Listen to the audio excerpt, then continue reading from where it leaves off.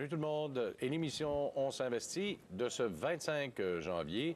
Alors, aujourd'hui, bien des choses à surveiller. Au cours de la présente demi-heure, on va parler de la compagnie Cima Plus. Ce n'est pas une entreprise qui est en bourse, mais je vais certainement poser la question à Casimir Olinovich, qui est le président de Cima Plus, qui a beaucoup d'ambition pour les 12 à 24 prochains mois.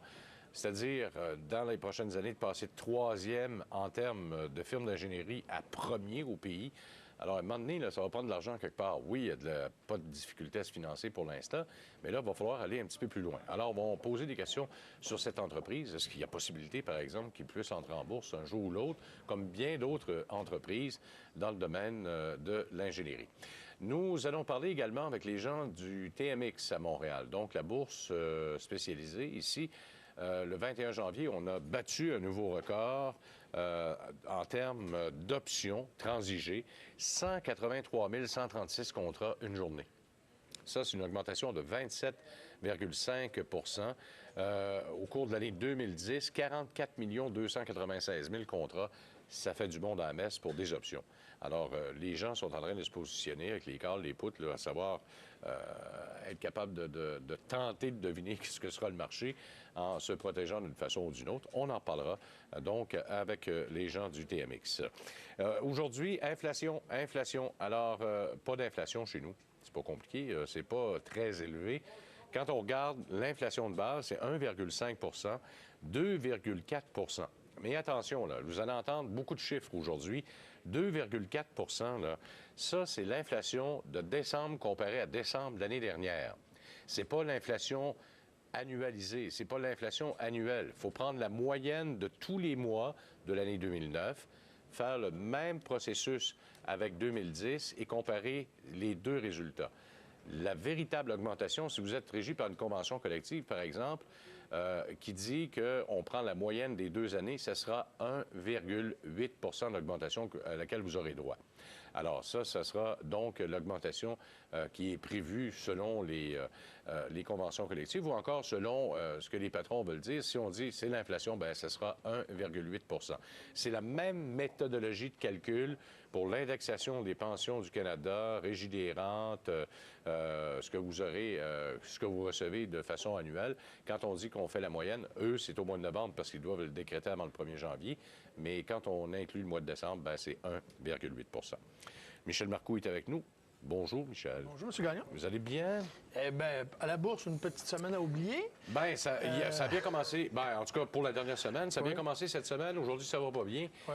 C'est encore, là, le danger du fameux double creux, du double dip, a ressurgi, puis ça vient de l'Europe. Ah bon? Une baisse du PIB au 4e trimestre d'1,5 en Grande-Bretagne. Puis là, ça fait dire aux gens, wow, un instant, là, c'est pas comme ça que ça devrait fonctionner. Ça devrait progresser, non pas reculer. Si on a un 2e trimestre consécutif, on se retrouve en récession encore une fois. Et là, est-ce qu'on a peur de la propagation à travers le monde? Bien, moi, je suis l'optimiste, hein, M. Gagnon? Bien, allez-y. Alors, moi, je vous dirais qu'actuellement, il y a beaucoup de gens qui mettent des sous dans leur CELI. Il y a beaucoup de gens qui mettent des sous dans leur REER. Oui. Alors, bien, à chaque jour de ce temps-ci, vous achetez à escompte par rapport au marché, ce qui était à la fin décembre. Alors, moi, c'est la bonne nouvelle que j'ai à vous annoncer ce matin, alors que vous, M. Gagnon, vous avez... Bien, je suis plus pragmatique. Je regarde un peu. C'est parce que ça dépend où tu investis. Exactement. Parce que à Toronto, ça n'a pas été une bonne semaine. Encore une fois, c'est les matières premières, puis l'or, puis... alors, quand on est régi à 60 par 2 secteurs seulement, il y a danger. C'est effectivement. On en a parlé dans d'autres émissions. Faire attention parce que notre indice phare de la Bourse de Toronto, finalement, il y a 3 secteurs. Les ressources, l'énergie et les financières qui représentent 78-79 Mais vous vous souvenez aussi qu'avant Noël, on a parlé qu'il est important, puis au début janvier, de rééquilibrer son portefeuille et qu'il y a beaucoup de gens qui avaient fait des bons profits avec les fonds de ressources, avec les alors peut-être qu'il était le temps de peut-être remanier un petit peu son portefeuille, sans quitter un secteur complètement, de s'assurer de revenir à un risque plus normal. Faire de l'argent, tout le monde va en faire, mais il faut en faire à un risque qui nous convient. Et ça, on ne sait pas toujours où s'arrêter. Effectivement. Et un tien vaut mieux que 2, tu l'auras. Exactement. Alors, quand c'est le temps de prendre des profits, c'est le temps de le faire. C'est exactement. Voilà. Puis ça, je pense que quelqu'un qui rééquilibre son portefeuille régulièrement, sans en faire une folie non plus, c'est pas quelque chose qu'on fait quotidiennement, mais disons 2 fois par année, 1 fois par année, je pense que ça vous permet, en tout cas, de diminuer le risque de votre portefeuille, votre exposition à des secteurs qui ont pris trop d'ampleur. Alors, si on regarde la semaine passée, bien, c'est effectivement, tous les secteurs n'ont pas connu une bonne semaine. Si on regarde notre premier tableau, la semaine passée, notre indice S&P TSX a baissé de 1,53. Donc, depuis le début de l'année, on a un rendement négatif de 1,37, qui, évidemment, il n'y a pas de panique, là. C'est pas une très grosse baisse. Dow Jones, par contre, qui a connu une bonne semaine à 0,78, qui est en hausse de 2,68. Mais vous vous rappelez aussi qu'avant Noël, on a parlé que le marché américain qui était à rabais, finalement, pour les Canadiens, parce que notre dollar canadien valait beaucoup de sous. Alors, ceux qui en ont profité et qui ont déplacé un petit peu de sous aux États-Unis, bien, ils en sont peut-être bien contents aujourd'hui. S&P 500, la semaine passée, négative à moins 0,75, mais en hausse quand même de 2,14 depuis le début de l'année. Nasdaq en baisse de 2,39, mais en hausse aussi depuis le début de l'année. Et notre fameux indice Shanghai, à moins 2,72 la semaine passée. Mais tu sais, Michel, qu'il y a des gens qui m'ont écrit, qui m'ont dit, écoute, non, lui, il prêche pour le Shanghai parce qu'il s'achète à escompte, même par rapport à l'année passée. Puis, écoute, il n'arrête pas de baisser. Bien, écoutez, on dit toujours, la bourse, c'est pas l'endroit où... la bourse, c'est pas toujours le reflet parfait de ce que ça vaut une bourse ou une entreprise. Oui. C'est le reflet psychologique de ce que les gens pensent que ça va être. Actuellement, on sait qu'en Chine, il y a une croissance phénoménale. C'est le pays... 10 Oui, la croissance est la plus élevée de tous les pays, mais sauf que si on regarde actuellement, les gens ont peur quand même à l'inflation, les gens s'attendent à une hausse de taux d'intérêt. Une surchauffe, c'est pas toujours très bon non plus. Vous savez, gérer une entreprise, un pays puis une entreprise, un peu, ça se ressemble. Gérer une décroissance, c'est difficile, mais gérer une trop grande croissance, ça peut être très difficile aussi. Effectivement. Alors, il faut faire attention.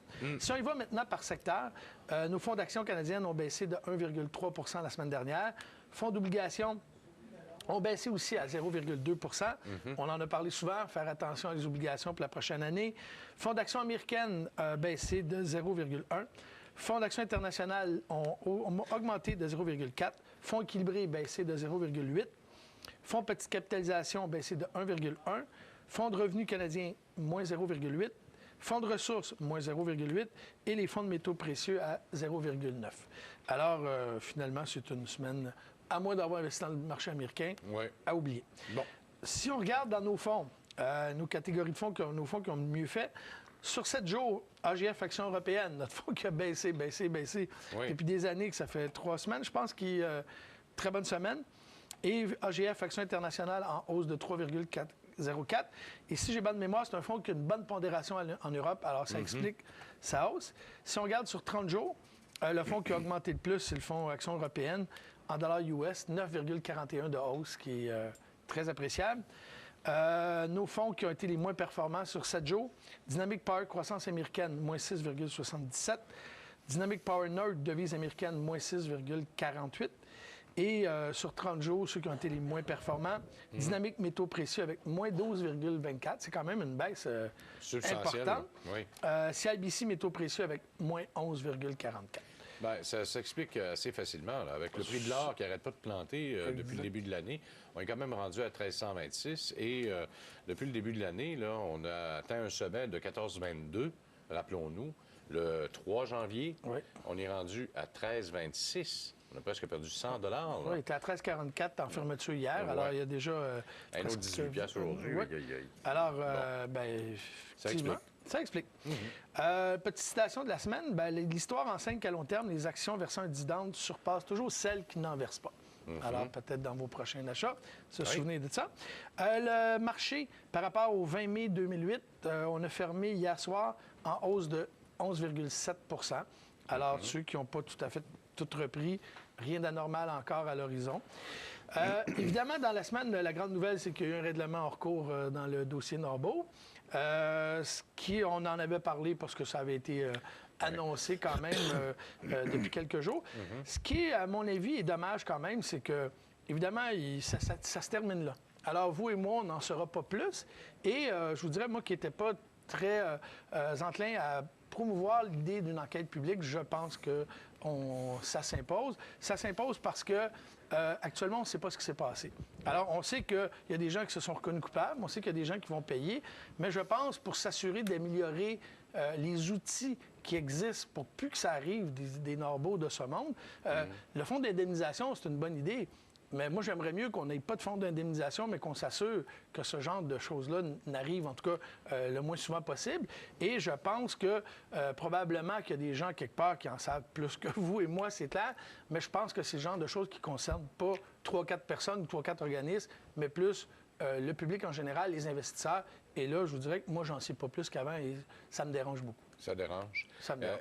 Le fait de vouloir amener un nouveau fonds d'indemnisation qui sera ouvert à toutes, là, Oui. comme le proposait Robert Poulliot et l'ex-premier ministre, puis Yves Séguin, puis... En fait, l'idée, un fonds d'indemnisation, on voudrait tous qu'en cas d'histoire à la Norbeau, qu'on soit tous remboursés.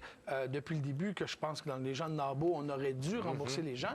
Sauf que on emmène encore un nouvel organisme. Pourtant, en principe, vous savez, si, par exemple, on avait une enquête publique, on pourrait savoir où est le problème. Peut-être un paquet de problèmes, mais c'est peut-être surtout un problème. En principe, vous savez, il y a des fiduciaires. En principe, ces gens-là ont des vérificateurs, puis je pense qu'ils doivent faire un travail qui devrait, en principe, nous rassurer. Il y a l'AMF quand même qui est là. Je veux dire, elle a un rôle à jouer là-dedans. Alors, je ne suis pas nécessairement un fanatique. Donc on va trouver une solution à l'extérieur de ce qui existe en ramenant un autre organisme.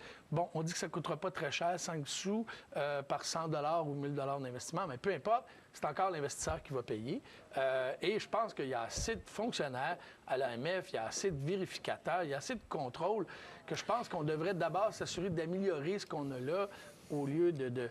Puis en plus, c'est qu'on sait très bien que même si on amène l'idée de système de notation, il n'y a pas d'emplois qui vont se perdre à l'AMF, il n'y a pas d'emplois qui vont se perdre ces vérificateurs, ça va toujours exister. Et l'autre chose, bien, je vais vous avouer que j'ai à peu près tout lu ce qui s'est écrit sur cette idée-là de système de notation, mais c'est pas clair pour moi dans ma tête comment on va noter ces gens-là. C'est-à-dire, vous et moi, qu'on fasse affaire avec une petite ou une grosse compagnie de fonds, en principe, il y a un vérificateur en arrière qui est aussi compétent dans une grosse ou une petite transaction.